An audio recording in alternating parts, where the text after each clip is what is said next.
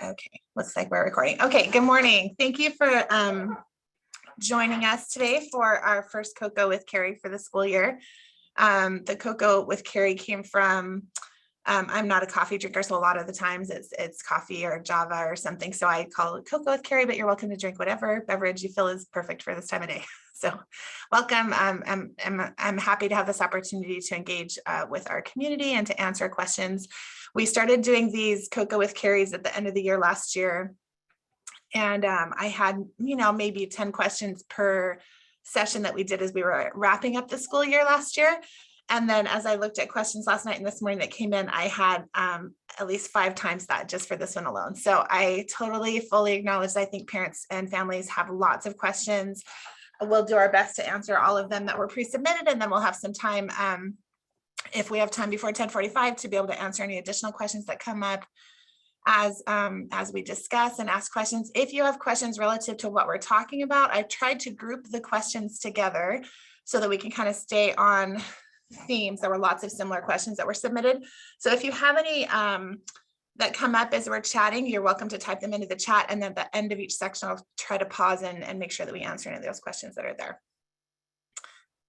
And we'll go ahead and get started. I want to introduce myself. I'm Carrie Reckling, principal of Issaquah Middle School. This is my 3rd year here at IMS as principal, 4th year at IMS. And overall, this is my 19th year in the school district. I used to be a teacher at Beaver Lake, and I've been kind of around a little bit, and here I am at IMS, which I love this community.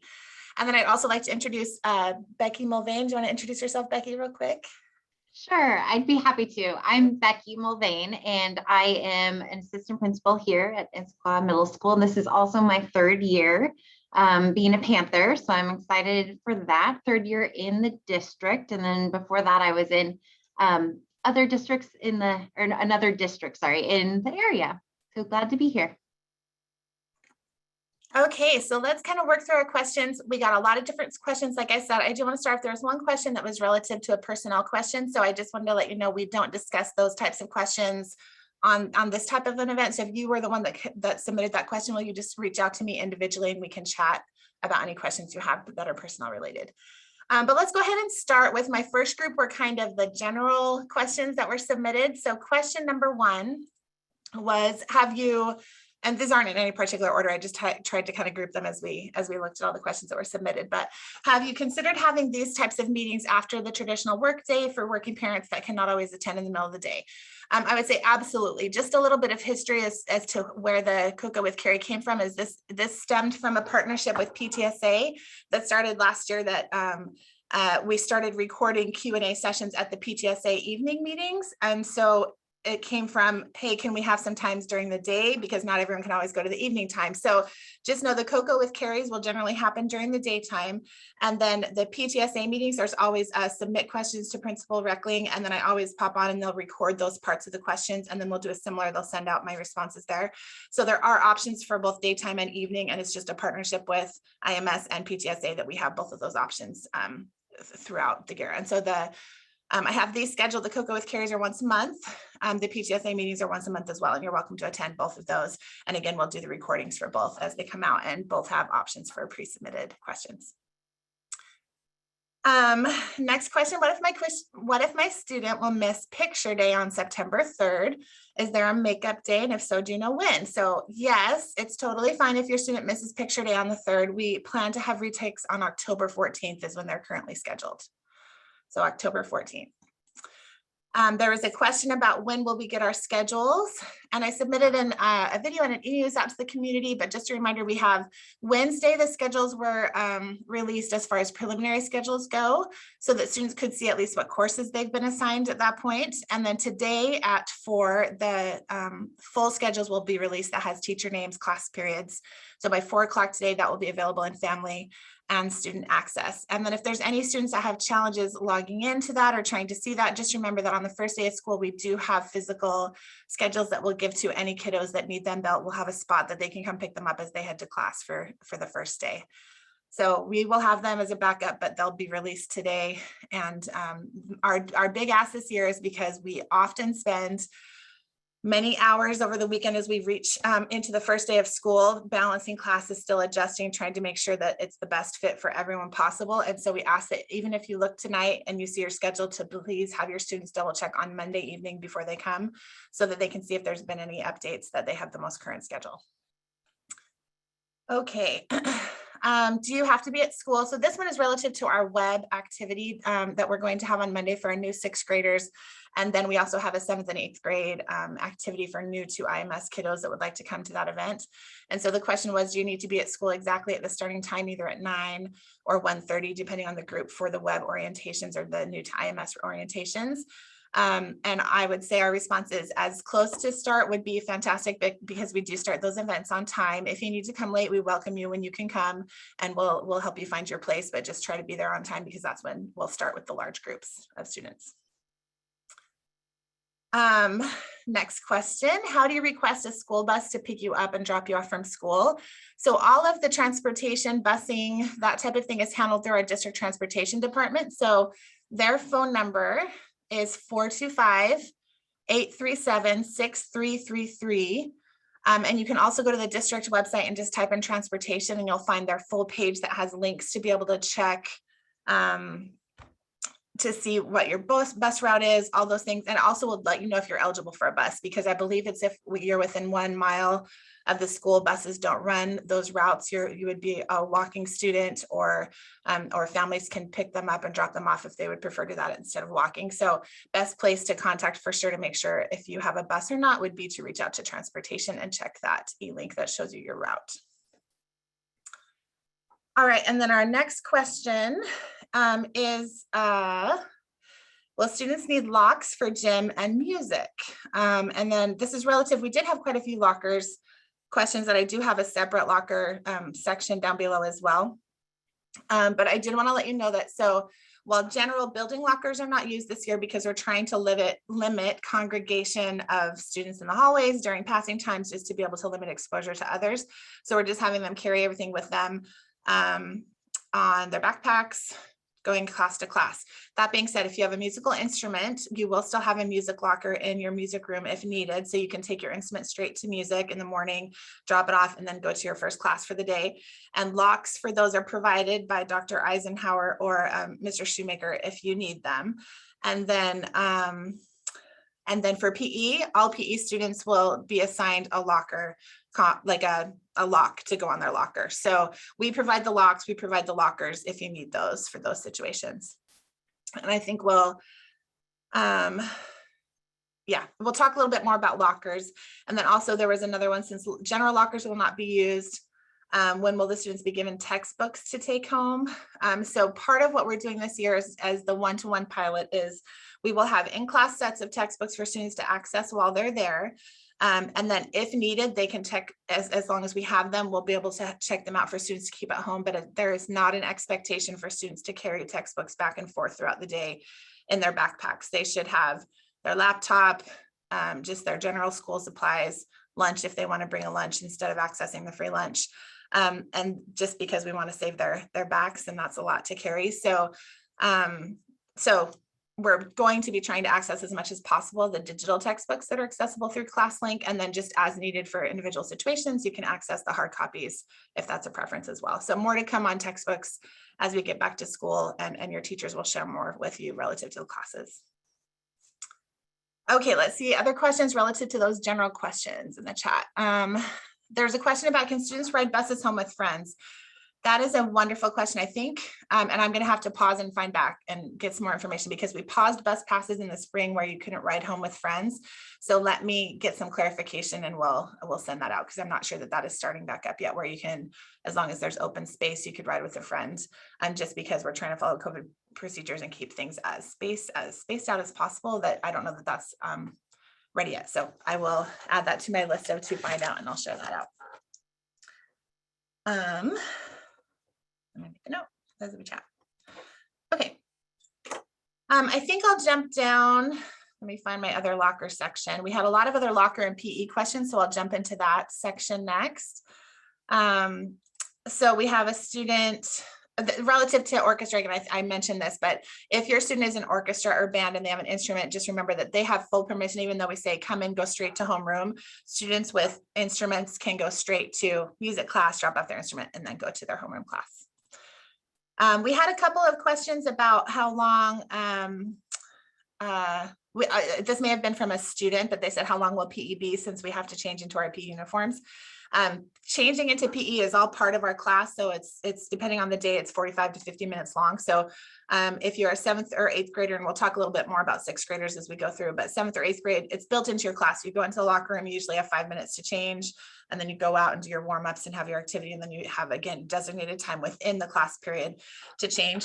So actual activity time is between probably 30 to 40 minutes once you get warm-ups going. But then we have the built-in changing time on either end. We also had a question, if they don't have a general locker, I'm thinking this was kind of answered, but I just want to be clear.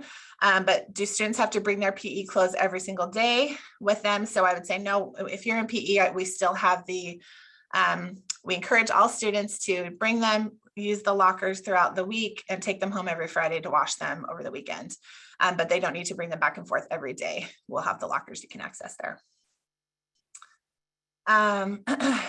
This is another question. So will 6th grade students be required to change for PE? The recent decision that was made district-wide that all middle school students are following is for 6th grade only, and we'll talk a little bit more when we get to some of the other COVID-related questions.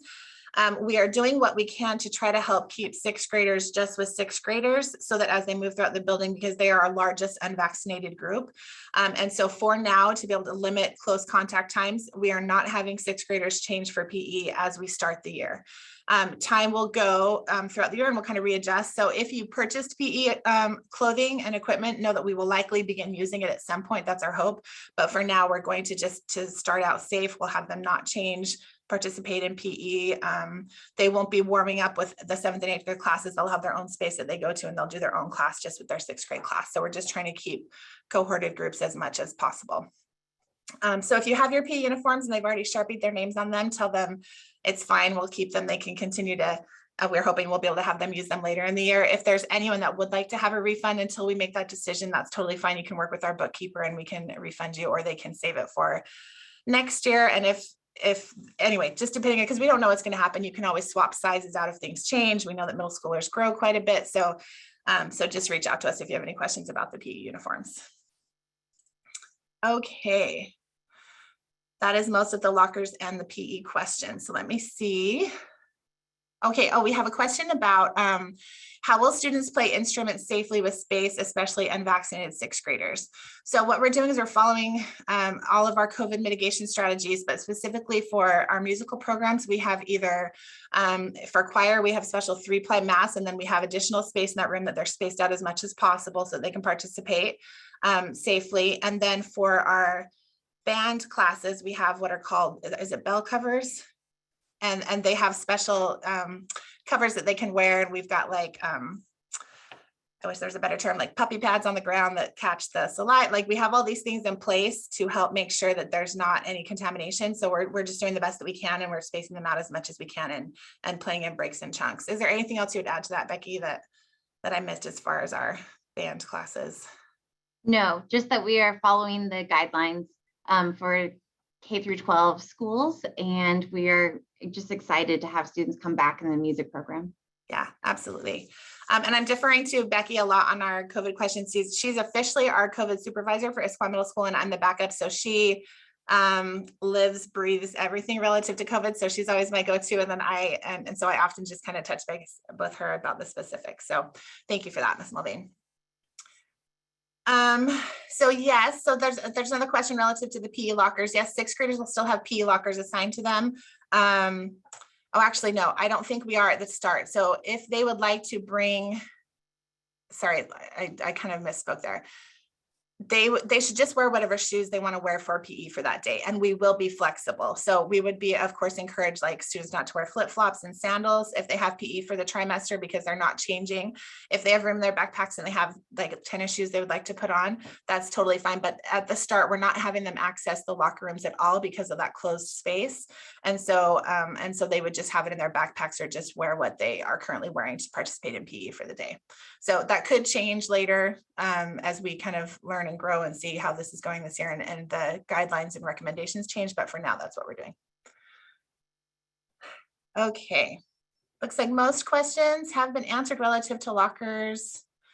Oh, good question. So can kids wear flip-flops on normal days? We'd never recommend necessarily that students wear flip-flops, but if a student shows up in flip-flops, we won't make them change. We want them to be as safe as possible, and having open toes is not necessarily the safest choice, but we also welcome students with what they can wear. So we want them to be comfortable, but also encourage them to make safe choices. So ideally no flip-flops, but we won't do any flip-flop shaming, I guess would be the best choice, the best way to say that.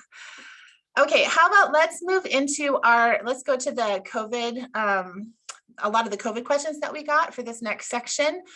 I'll read the questions and then Ms. Mullvain likely have you answer most of them, and then I'll just help as well. And again, no particular order, just these are kind of all the COVID questions that came in. So here was one, is the school planning to segregate vaccinated students from the unvaccinated in any way? So at this time, we do have some classes where there are mixed grades, possibly 6th, 7th, and 8th. And so we are going to do our best to make sure that the 6th graders have a section of the classroom. However, throughout the school, there will be moments of passing in the hallways and different times where they will be in the same location. At lunch, we will have designated areas for our 6th graders, and they get to choose whether they'd like to eat outside or inside. So we'll have spaces so that they can, in classes and in our public spaces, but we won't be monitoring. We won't be keeping kids officially separate. It's going to be, because we ourselves don't know specifically who's vaccinated and who's not based on ages. So we're just doing the best to create a safe system as we can. All right, thank you. Let's see, this one's around the lunch procedure. So what are the detailed plans for minimizing possible COVID exposures during lunch when students will need to be unmasked in order to eat? That's part one, and then I'll go to the next. Why don't we just do one at a time? Start with that one. All right, so when students come to lunch, we are going to teach the expectation that we would like them to wash their hands or hand sanitize, and we will have the hand sanitizer available when they enter our lunch area, and then students will get to choose whether they would like to eat outside in the courtyard or inside in our commons at tables. And then we're going to socially distance seats. We're going to indicate places on the tables or at the tables for them to sit, which follows our guidelines of 3 feet when possible. We're also going to ask students to please put on their mask when they are done eating. So they can take their mask off to eat, but if they are done, we're going to ask them to place their mask back on. And then throughout lunch, there are certain walkways, and we're going to ask students to socially distance when possible if they're standing in line to pick up lunch. All right, thank you.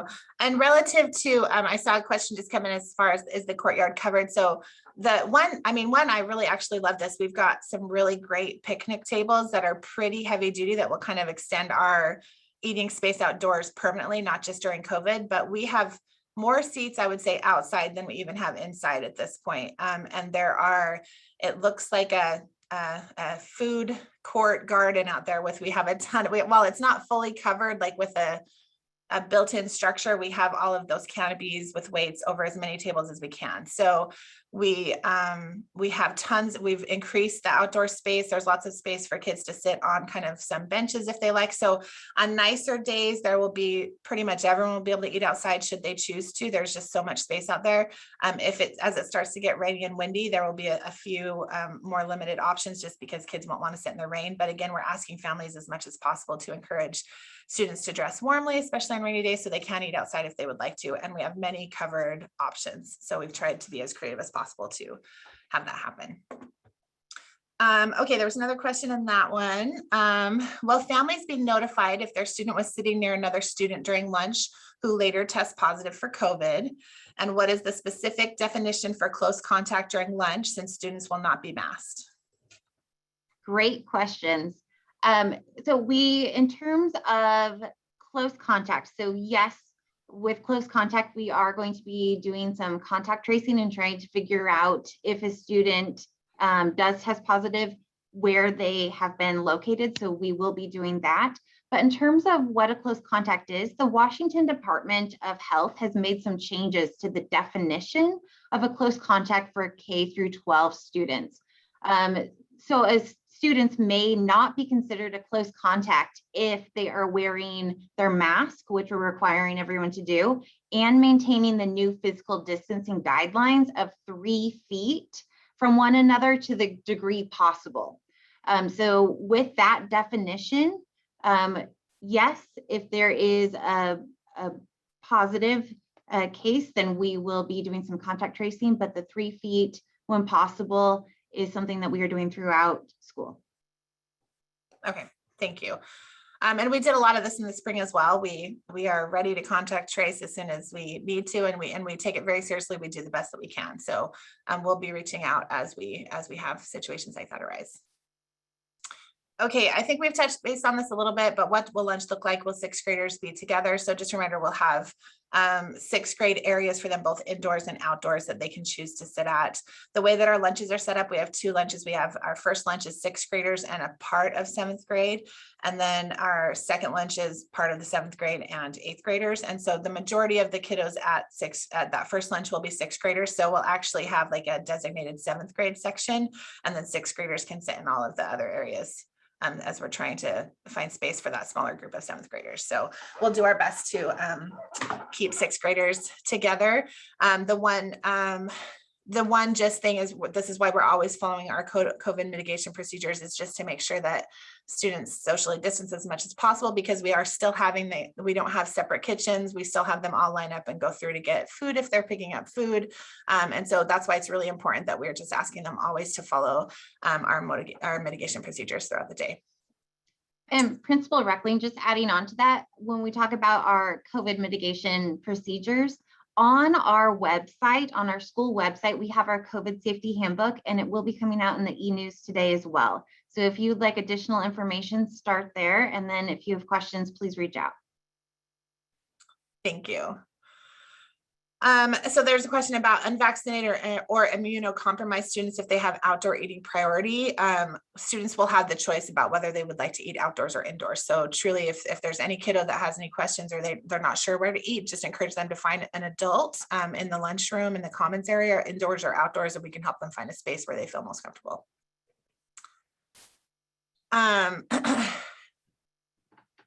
Here's another COVID-related question that is kind of relative to quarantining, and it might be very similar to what we've kind of talked about, but let's ask it, and then you can fill in a little bit about the flow chart that we use. Will unvaccinated students be required to quarantine if an outbreak is in one of their classes? And then how can we do our best to not impact in-person learning during these times? So in terms of quarantine, it goes back to whether someone is a close contact.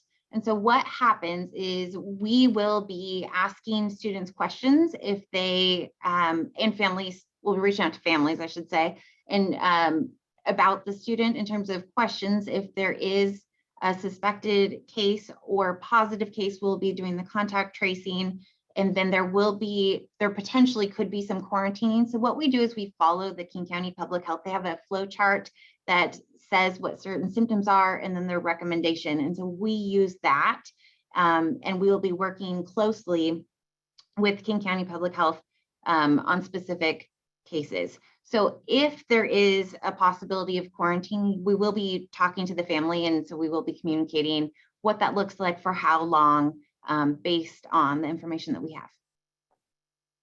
All right. Was that every part of that question? I think so. How can in-person learning be as uninterrupted as possible? I can kind of help address that. We are, and this might be a good smooth, I don't see any other questions relative to COVID questions, but relative to some of the technology questions that we have. But as we're working with teachers, as we return back to the year where we're not in a fully remote environment anymore, and we're not in a concurrent teaching environment anymore, we're working with staff to be able to have like necessary basic like in the past, we might have had in the classroom, like, were you absent? Grab the papers from this folder for what you missed. So our teachers are really working to build that into Canvas. So if you have a student that ends up needing to quarantine or be out for a while, having all of the resources that they need accessible to them through Canvas from home is what we're hoping to have. So we're hoping to leverage all these amazing Canvas tools and digital learning resources that we've kind of grown to know how to use more appropriately, having that help when we have students that are quarantined and out. So we're hoping to kind of build more systems to support that, because we likely will have a few that need to be out for a little bit.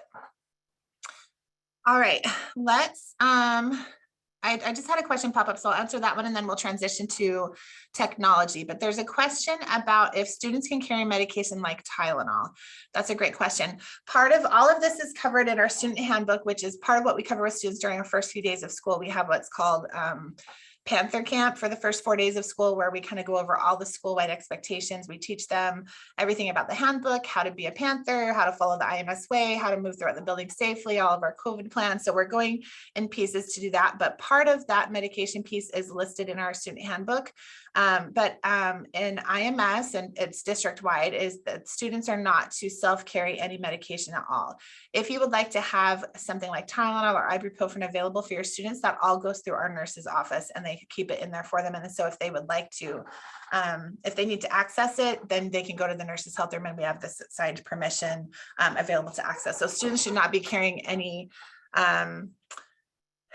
over-the-counter or prescription medication on them. All of that is handled through our nurse's office. The exception to that is just if there's, for example, a student that is written into their health plan that they need to self-carry a medication like an EpiPen or something, that can happen as well. But then we also still always have another one in the health room, so we have it if by chance they forgot it that day, things like that. So it's all worked through our nurse. And we just hired a new nurse for the school year. His name is John Foster, and he should be up and ready to go next week sometime. So we're excited to have him join our staff. Okay, let's move on to, let me find my technology section, some of the technology questions. So I did have just a general question that said that student access was not working. So I would just, if this was you asking this question, will you send us a direct email so that we can kind of help troubleshoot system-wide? Student access has been working, and lots of families and students have access, both family and student access. So if that's not working for you, just reach out to us and we can help. There's also some password reset options that we can help with. Next question, can you explain how the computers will be used at school and why students need to bring them every day? Just hoping that there's not all going to be 100% on computer instruction, that we're hoping to have some more live interaction. So 100%, a big piece to this. We're trying this, what's called the one-to-one pilot at the middle school level, because we spent last year having all of these amazing positive sides of having technology in the hands of students and in classrooms, and just having equitable access was this huge step that we took forward. So moving into this year, we want to continue that part of this. But a large part of what we're working with our staff on as far as professional development is when it is appropriate to use technology and when it is not. And I would say we are in a unique situation at IMS because both myself and Ms. Mullvain, we have been former instructional tech specialists, which are like specialized teachers that help support the integration of technology into classes before we became administrators. And so a lot of our work in the PD that we've done for years is helping staff know when it would be appropriate. It's not always appropriate to use technology. We still want to build live interpersonal connections and activities that are hands-on, paper, pencil, manipulative kind of stuff, that they access tools while they're doing. So a lot of that, what we're doing is we're not defaulting to 100% online stuff in the classroom. We're really trying to build a connection to have both sides of that. So it's what's most appropriate for the activity, the situation, the outcome, because we've learned that there's a lot of positives to having technology into every student, into every student's hands. They have tools that are available. We don't have as many kiddos losing papers. It's always accessible online. So there's a lot of pros that we kind of want to just embed the two of them together as we figure this out. And I would say, please just continue to communicate with us about how this goes. This is a pilot. This is a pilot year. So we're going to be taking a lot of community feedback as we go through this year and see how it goes, so that we can learn and grow and do what's best for our families and students. So So we're doing a lot of work to make sure that we're not overwhelming students with technology. I have 3 of my own students and I cannot wait for them to get back to school and be off their devices that I've been fighting all summer. So, so I think there's pros and cons to it. And so we're doing our best to help find a good balance as we move forward with this pilot. Let's see, there was a question about if an iPad, for example, could be used in addition to a laptop for taking digital notes or doing math, or must things be done on paper? So what we're asking is just to have that each student have one device, and based on the recommendations from the district technology department. In the spring, we did have some students that was their official device that they brought in was like an iPad with a keyboard, for example, but we found that limited some of the district learning resources that we could access. It's not as easily accessible. So we are asking families, if they're choosing to bring their own device, that it be either a laptop of whatever system you choose, but there were some standard kind of components that we need your device to be able to do. And if you would like, you can also just check out one of our computers and we have those available. If you missed, and this will be in our e-news as well today. So if you originally planned to send your student with one of your own devices, but now you think, oh, maybe I'd like to just check out a district device, there is a link, because it was part of the back to school check-in process when people let us know they were coming back, but there's also a link in our e-news today, and it's kind of ongoing. If you at any point decide, this isn't working, I'd like to just have a district device, you can fill that out and we'll be able to check out a student laptop that's one of the ISD laptops to them as well to help with that. But ideally, we just will have students have one learning device that is theirs, that is a laptop, whether the one that we provide or the one they bring from home. And then many of our students have phones, but we have a policy that our policy is off and away, bell to bell. And so even with this technology pilot 1-to-1, that is still our policy, that all devices are off and away, bell to bell, except for under the direction of a teacher. So we're not even teaching students that they're going to come in and immediately open up their laptop and get logged into the class. It is only when the staff member or the teacher asks them to do that based on what activities they've designed for that day. There's a lot of research done about just what having a phone on a student's body when they feel all those notifications going off during lesson and class and day. So we feel really strongly that they should be often in their backpacks. They can have them with them, but often in their backpacks, so it's not a distraction during the day. And we've also talked with staff that we know that a lot of students are coming off of not having their phones off a lot. And so it might be an adjustment period for them. So we're working on how to help support students through that. And as we all, even as adults ourselves, we're not going to have access to our phones as much, and how we're able to move forward appropriately there. Okay, technology. Let me see if there's other questions that came into the chat. Those are my 2 tech questions. If doctor's office faxes over updated immunization records, how long will it take to update in your system so that student can attend the first day? Really good question. We are doing our best. So we have a new, as I mentioned, we have a new nurse starting, Mr. Foster, and then we have a new health room specialist as well that is beginning. So we have had turnover this summer. We haven't had as much consistent staff. So we have district nursing staff here helping us get caught up on all of the immunization records that come in. Our goal is they can still come on the first day, and we will let you know if they are not able to, but we're processing everything as soon as it comes in so that they can attend. A next question in the chat is, when will laptops be distributed, or should we already have them? Good question. So part of, I mentioned the Panther Camp, the idea that on the first week of school, Monday through Thursday, we are going to have what we call Panther Camp, which is when we teach our students how to be a Panther, how to be a student, how to take care of one another, how to be kind in the classroom, how to access all those resources. So Monday, Tuesday, Wednesday, Tuesday, Wednesday, Thursday of next week, the first 3 days of school, are going to be 10 to 15 minutes of Panther Camp each period, where we cover a topic that's like building wide. And then the rest of it will be content related. Their teachers will be kind of kicking off the school year. But Friday, September 3rd is going to be our school-wide kind of technology kickoff day. So for students that are bringing devices from home, that is the first day that we would like you to bring them to campus, is Friday the 3rd.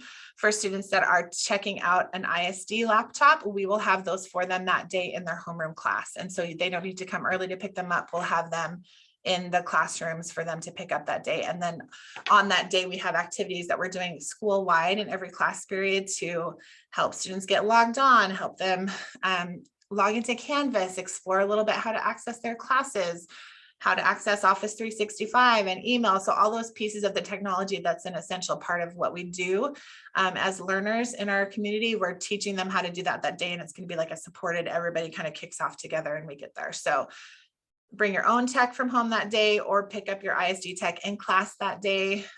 September 3rd will be the day that we do that. So laptops and paper workbooks for math. Yes, good. Yes, that's a good clarification. So we still want kids to have like notebook paper, notebooks that they can have out to take notes in. Sometimes teachers might have them do some kind of a tech activity to take notes, but we're doing a combination of both digital and analog. So you'll have your laptop and you'll have some paper notes that you have. Another question, what is the process for device insurance and what info do we need regarding the device to set it up? That is a really good question. How about, I will double check because how about this? I can't remember if we have it in this e-news today. I'll double check, but we have sent out the insurance information in previous e-newses. E-newses, I don't even know if that's plural correctly, but we have that insurance information there. And so I will make sure that it's in our next one that goes out if it's not in the one that comes out today. And then but it's also been in past ones that you can just click and it kind of walks you through the process to get that technology insurance. So good question. If a student has to miss Friday the 3rd, what's the best way for them to get that laptop, learn about Canvas and how to access Office 365? So if they're not able to be there that day on Friday the 3rd, we will have them there. Basically, they'll be waiting for them for the next time they come to school. So the next time we see them, the device will be ready and waiting for them. And then we are purposely building all of this training into Canvas modules that will be in their classes for that day. And so if they are not in class that day, they will still have access to all of the information that they're welcome to work through on their own. If your student missed and they would like some help working through some of that, that would be a great opportunity for, if you want them to reach out to either an administrator or counselor, we can kind of set up a time to help support them as well on that. But we're trying to build those so that they can kind of not only be that tech kickoff day experience, but also if they're like, oh, how do I do an email in Office 365, they'll remember that there's some to-dos and how-to information that day that they can go back and review and look at it. So we're hoping that can be used as a tool ongoing throughout the year, but we're happy to help any students. And also we have, just relative to that, we have every day we have what we call homeroom, which the purpose of that is to build community, to build successful habits, to go through like IMS business items, but a large portion of what we cover in those days is kind of teaching and reteaching a lot of these things.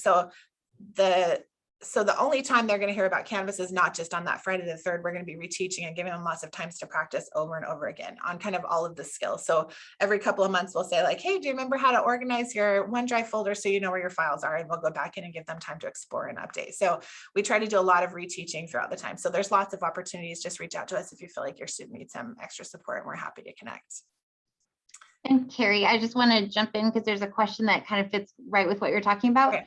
The question is, when do sixth graders get linked to our Canvas account so that we can see their information? So if you already have a student that is in secondary, so you already have a Canvas account with an older child, your sixth grader will be added to your account. If the sixth grader is the first time that you have had a student with Canvas, please know that you have access as a parent.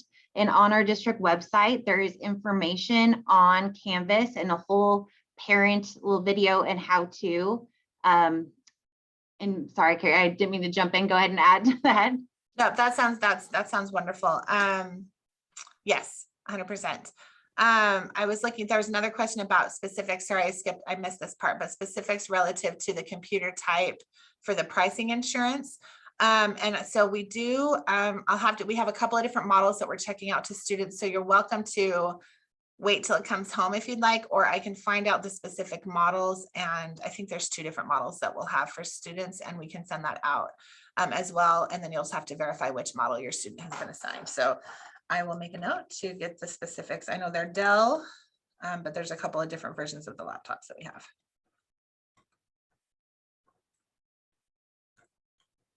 Okay. And logging into, I think you just mentioned this, but logging into the Canvas, there's instructions how to do that on the website. If you have any specific challenges, that could just send us an email or reach out to the office and we can help as well, work through those to make sure it's not something on our end and it's working the way it should. Okay, did I miss any other questions? It looks like we're caught up on technology. Okay. Yes, I will include the device when I get the device info. I'll include that in the e-news. I don't know, it might be being sent as we speak because it was ready to go out this morning. So I will in our next one that goes out, I'll include that information. Let's see. If you don't, they were told that if you don't have a Canvas account as an incoming 6th grade parent, that they would be sending out the logins to us. That is a great question. I will double check with our technology department. Once things are live on Tuesday, that's when all the accounts, including parent accounts and guardian accounts, are working. And so so I'm guessing you should, if they say you'll get an actual login sent to you, you can, but there's also just the instructions of how to follow and log in. All of that will be active by Tuesday for sure. And then there's a question, last question about tech was, can students log into Family Access to double check their schedules on Monday? Yes, so student access and Family Access is both fully functioning right now. And so just a reminder, after 4 o'clock today, their full schedules will be viewable. And then and then just check it again on Monday, please, because we still will be doing some balancing over the weekend. All right, let me see what we have about just a few minutes left. See what our sections that we have left. Oh, we have a few questions about a few different things, some after school programs, clubs and sports, and some of our electives. So and there was one special education 504 question, so I'll answer that real quick. So when do special ed teachers and counselors reach out to plan IEPs? So for any students that are served with special services and have an IEP, those case managers are reaching out end of this week, Monday. They'll reach out with an introductory letter and talk about kind of just welcoming you to the school, and so that you know who their case manager is and who to have access to. We are also asking our counselors to do that as well for any students that have a 504, so you know who to reach out to relative to that.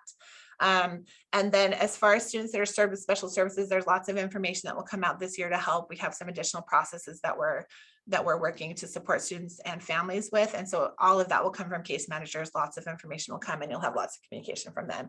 But you should be getting, when I talked to our special ed team, they were planning to send that out Friday or Monday at the latest to families. So you should be getting information from them then. Let's go and chat about the electives that we have, a couple of the electives questions. So I did send out an e-news with a specific video around this. So I'll answer just some general questions that help support that. I talked about our electives process, a little bit about why some of our electives changed, just relative to our staffing changes that happened between registration and course requests that happened in March to the end of the year and how much change happened. And so and just how we organize our classes and how it works. There were a couple of questions. So first of all, we added 2 new electives called musical exploration and then introduction to Spanish language and culture. And there were questions about what those 2 electives kind of were about. And so I have the course descriptions that I'll just let you know, read those, what those are. And then I'll talk a little bit about the other piece to that, to the question relative to electives. So here's the musical exploration elective. So this is just for 7th and 8th grade students that have chosen the exploratory strand. Some of them will have musical exploration and or introduction to Spanish. And so parents and families had questions because it wasn't an option in the fall or in the spring, why they sometimes were here. And it was just due to staffing, and we were running courses that we can. So we always try to do our best to give students the courses that they request, but we are not always able to do that. So here is the musical exploration description.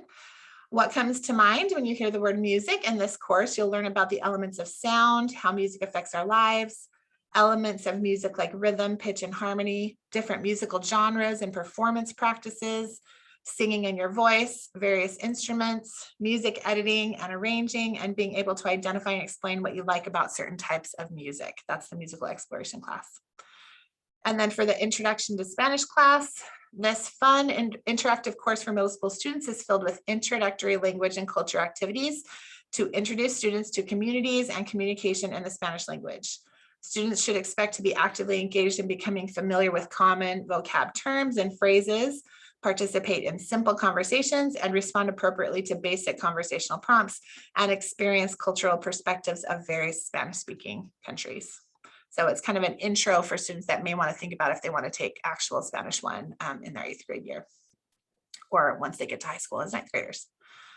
Then there was a question. So relative to electives and kind of the process, we had a question that was a concern that we're bringing, this is a great year that we're bringing a new community together. We have students that were formerly at PCMS coming to be part of our Panther community.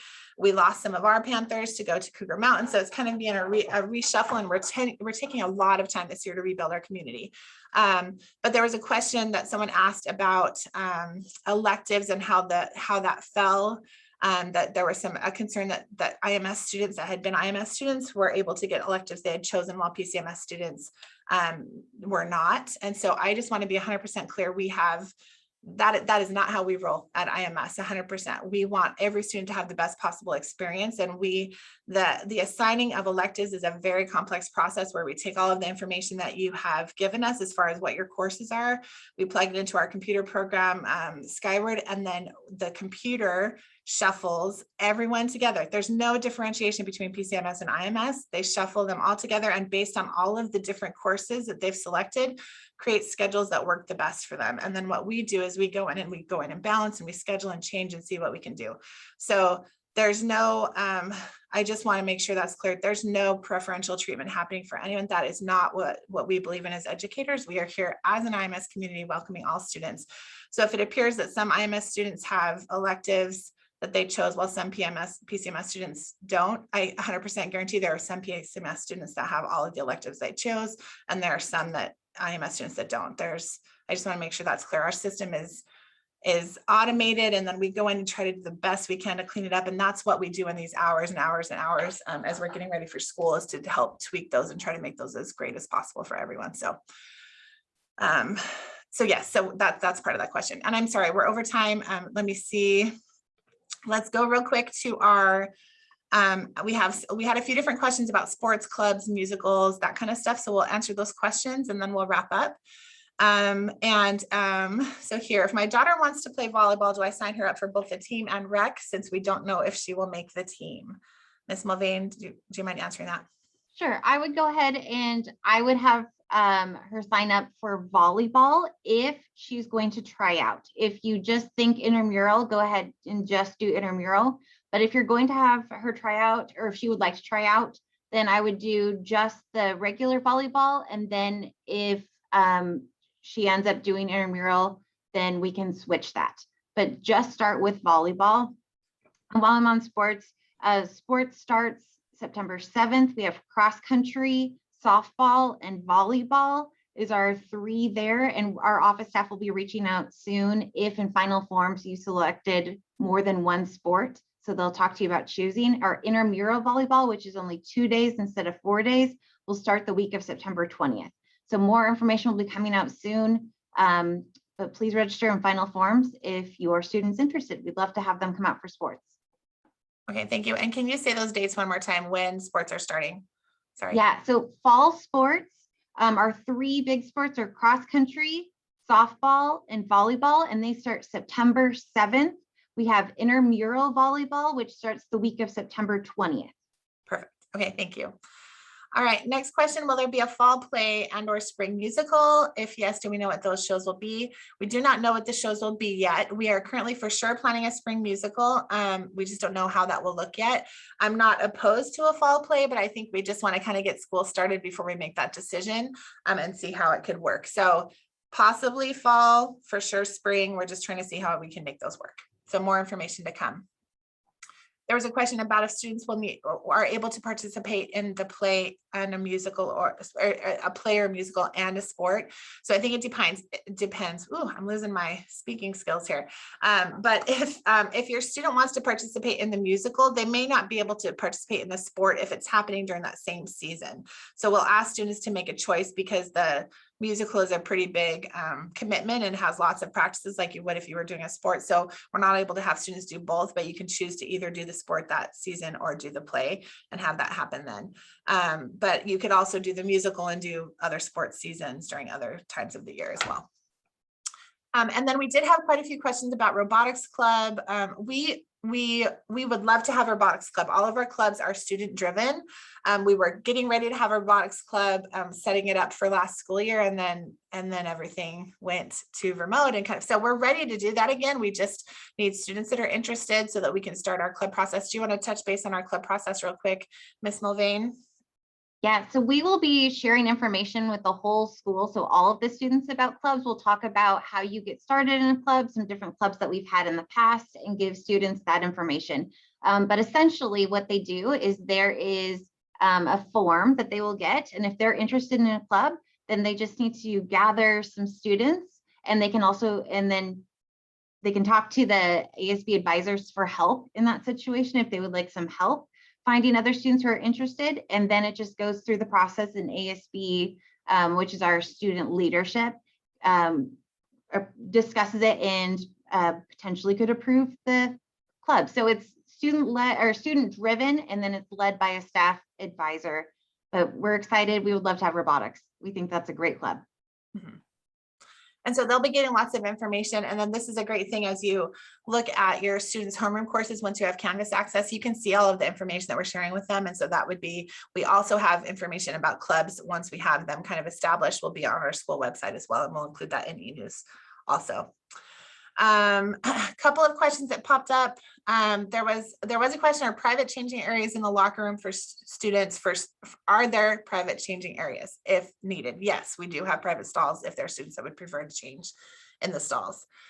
Do you have an after school program? So we do have, like we've talked about, you can have, you can participate in sports, you can participate in clubs as we get them going. We also plan to have our traditional after school homework and content support time. So if you need additional support with content, our teachers take turn leading like math, LASS, science support on different days of the week. And then we also have our open library study time after school as well. So students can stay after and get some work done and then ride the activity bus home.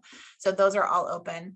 After school, we don't have an official after school program that's like our before and after school childcare that some of the elementary schools have. We don't have that at the middle school level anymore. And then there was a question about, will water fountains be operational, or do students need to bring water from home in a bottle? So we do, we're closing down water fountains, but we have 2 different water bottle refill stations that will be open so that students can, put their water bottle in and fill it up. And then we also are asking them to just do it in classroom so that it's limiting as far as it's spreading out the contacts as far as refilling, but all of our classroom sinks have them open there. But please send them to school with a full water bottle that they can use. And then we also have paper cups in the classroom that are single use that they can use as needed. Okay, there was one other question I didn't want to miss. Oh, there was someone that said that their student has no electives in their schedule. That's just an error. And so I have written down your name and I will go check in with our counselors and we'll have them check into that and see what's going on in that situation. So we'll check at that. Let me see if I missed anything else. Yes, so have your student reach out to ASB or have them, as soon as we have the club information come out, they will have very specific instructions about reach out to ASB if you'd like to start this club, and then we'll just kick that off and get that going. I believe we already have an advisor that's interested. We have support from the district as far as tools. So if we have students that are interested, I think that's one that we will likely be able to get that up and running.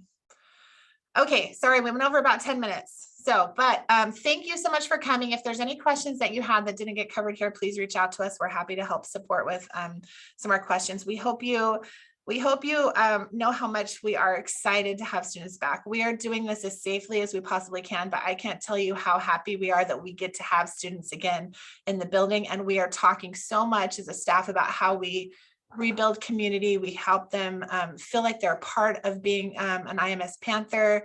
We have relationship activities planned. So we want them here. We can't wait to see them. This is why we do what we do, is we're so excited to have students here. So thank you for sending them to us. Thank you for coming today. If you have questions, please reach out via email, but it's so nice to see you all here with your questions. Thank you. Thank you. Have a good day. Good to see everybody. Thanks. Bye, Megan.